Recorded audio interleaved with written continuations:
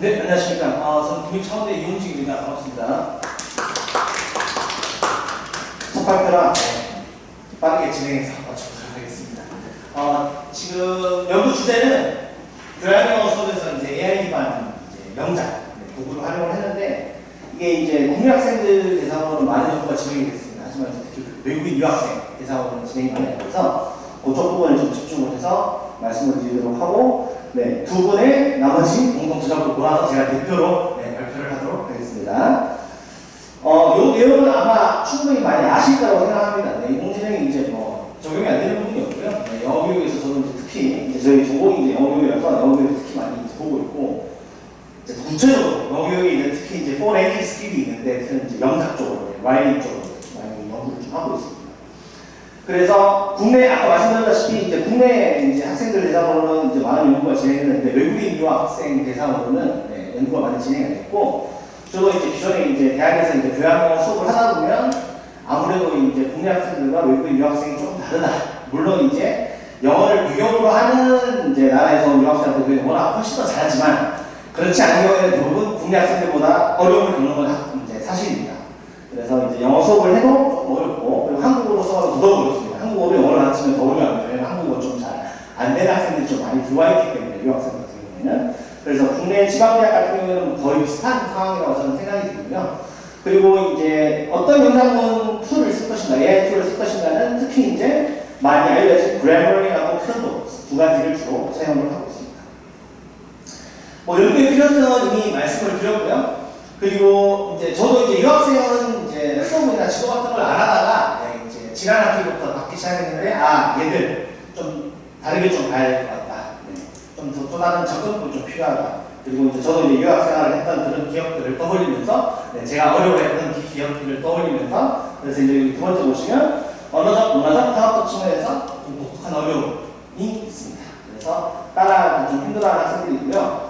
최악의 상황에서는 결국에 이 학생들이 이제 우리 상대평가를 하다 보면 ABC를 나누지 않습니까? 대부분 10+1 없거든요. 그래서 가슴이 아픈 경우도 굉장히 많습니다.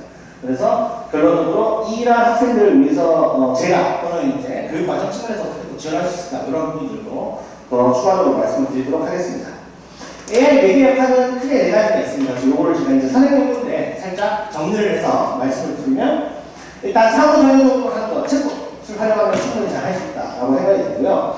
특히 학생들한테 도움이 많이 되는 것은 실시간 피드백이죠. 그래서 우리가 AI 영작 툴을 사용을 하면 어휘 선택, 구문, 담화, 문법 등등등, 그렇죠? 그리고 결론적으로 텍스트를 공복으로 구성할 수 있다라는 여러 가지 장점들이 있습니다. 아까 말씀드렸던 그래머리하고 킬봇입니다. 그래서 AWE는 결론적으로 위에 말씀드린 자동화된 잠금 평가 도구입니다. 그래서 학습자들이 초안을 제출을 하면 아무래도 AI 도구가 피드백을 주는 이러한 형식이 가장 좋고요. 이게 이제 가장 큰 문제점이 뭐냐면, 영어 전문 수업을 하게 되면 학습자들이 그냥 AI한테 바로 묻어서 그 대답을 복사해서 붙여넣기 하는 거 붙이잖아요. 그렇게 되면 가장 큰 문제가 생기는 거죠. 그래서 저 같은 경우에는 AI를 활용을 할 때 수업 시간에 초안은 반드시 제가 보는 앞에서 학습자들이 사용하게 만듭니다. 그러니까 작성하게 만듭니다. 쉽게 얘기하면. 그래서 초안은 작성을 하고 보호를 하는 수정, 피드백, 교정은 AI 툴을 사용하자. 이게 이제 내 원칙이거든요. 나중에 제가 윤리적인 문제도 말씀을 드리겠습니다만. 그래서 연구 문제는 AI 기반 작업 도구를 활용해서 작업 수업이 있는데, 외국인 유학생들이 이 수업에 대해서 인식, 태도, 그리고 AI 도구 툴에 대해서 어떻게 생각하느냐가 중요한 내용입니다. 자, 참여자가 이제 60명 정도 되고요. 대부분이 베트남, 중국 학생입니다. 아주 일부의 우즈벡 학생이 있습니다. 그리고 이게 이제 교양영어 수업은 보통 이제 교양 필수, 공통, 뭐 필수가 뭐 이렇게 부르잖아요. 그래서 1, 2학년들이 대부분 많이 듣습니다. 여기 있는 3, 4학년들은 재수강을 하는 개념으로 생각하시면 됩니다. 그래서 결론적으로 대부분은 1, 2학년 학생들로 구성되어 있습니다. 외국인 유학생들 중에서 1, 2학년 학생인데 대부분이 베트남과 중국 학생들. 이렇게 정리를 할 수 있습니다. 다음에 이제 설문지는 기존에 있던 선행연구에서 있는 설문지를 그대로 사용을 해서 4가지 역량을 평가를 했고요. 그리고 참여자 같은 경우에는 교양영어 수업을 등록해서 실제로는 80명인데 하겠다라고 동의 의사를 밝힌 학생들만 이제 결론적으로 포함을 했기 때문에 데이터는 SPSS 걸려서 했습니다. 4가지 역량을 보시면, 이게 이제 이제 결과에서 이제 말씀을 드릴 텐데 AI 도구를 얼마나 사용할 수 있는 영향이 있느냐, 그리고 윤리적으로 얼마나 인식이 되느냐, 그리고 정보 처리 및 관리, 정보 처리 시행 중심으로 보시면 될 것 같고, 그 다음에 창의적으로 어떻게 활용할 수 있느냐, 네 가지의 큰 영역으로 나눠집니다. 사전 교육 경험을 한번 이제 살펴봤는데, 여기 좀 특이한 게 국내 학생들은 거의 정반대로 나옵니다. 무슨 말이냐? 국내 학생들은 초중고부터 저희가 흔히 얘기하는 K-12부터 소프트웨어 교육을 받습니다. 그 말은 즉슨 AI 관련된 과목을 이미 배우고 대학에 입학한다는 개념입니다. 하지만 외국인 유학생들은 본국에서 공부를 하다가 이렇게 우리가 흔히 얘기하는 AI나 소프트웨어에 딱 특정된 교육을 받지 않고 대학에 들어오기 때문에 AI 교육 관련해서 경험이 없다, AI 교육을 받은 적이 없다는 학생들이 굉장히 높게 나옵니다. 반면에 AI를 앞으로 향후에 교육을 희망하냐고 70%입니다. 이 말은 즉슨 학습자들이 외국인 유학생 같은 경우에는 대학에 들어올 때, 한국 대학에 유학을 올 때 그전에는 AI 교육을 받지 않았지만 대학에서 이러한 여러 가지 커리큘럼을 들으면서 본인이 AI 교육을 앞으로 향후에 필요하다라고 인식하는 경우라고 생각하시면 좋을 것 같습니다. 한국 학생들한테도 제가 이 연구를 해보면 80%가 이미 경험을 해봤고 20% 정도 경험이 없다고 얘기하고, 하지만 외국인 유학생이든 한국 유학생이든 둘 다 향후에 AI 교육을 받고 싶은 희망이 있느냐, 수요가 있느냐, 니즈가 있느냐라고 하면 똑같이 높게 나옵니다. 그래서 이 네 가지 영역에 대해서 말씀을 드리겠습니다. 일단 첫 번째, AI 도구 사용 능력이 평균이 가장 낮습니다. 5점 만점에 2.8입니다. 그 말은 우리가 AI 도구를 활용하는 역량에 대해서 구체적으로 좀 가이드를 줄 필요가 있다라는 학術적 의미가 들어있다고 생각합니다. 왜냐하면 학습자들이 로그인해서 얼마든지 사용할 수 있습니다. 하지만 어떻게 사용하는지, 프롬프트는 어떻게 효율적으로 구성할 수 있는지, 만약에 내가 원하는 정보가 안 나왔으면 어떻게 하는 건지 등등에 대한 학습 가이드라인이 필요하다는 결론이 나옵니다. 정보 처리는 일단 뭐 거의 비슷한 정도고, 윤리적 인식 같은 경우에도 이게 제가 이제 외국인 유학생을 지도하면서 처음에 느꼈던 것이, 아, 이게 문화마다 나라마다 각각의 표준에 대한 의미가 좀 다를 수도 있겠다라는 생각을 좀 했습니다. 그건 뭐 국제적인 우리가 이제 뭐 글로벌 스탠다드가 있으면 글로벌 스탠다드를 우리와 똑같이 적용하는 나라가 있으면 반면에 그렇지 않을 수도 있거든요.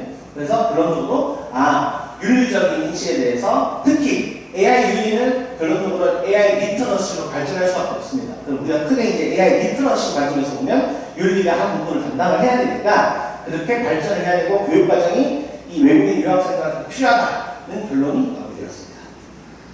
반면에 창의적으로 활용하는 것은 저거는 요거는 이제 어떻게 저는 표현하냐면 학습자들이 즐겁게 AI를 가지고 여러 가지를 놀이를 해본다, 탐험을 해본다, 창의적으로 발산해본다, 본인의 생각을 뭐 표현해본다 이렇게 표현하는데 결론적으로 요거는 가장 높게 나왔습니다. 물론 큰 차이는 없습니다. 큰 차이는 없지만 결론적으로 창의적 활용은 학습자들이 알아서 잘하고 있으니까 나머지 영역의 부족한 부분을 우리가 조금 메꿔줘야 되지 않을까, 그리고 우리가 조금 지원을 해줘야 되지 않을까 이런 생각이 듭니다.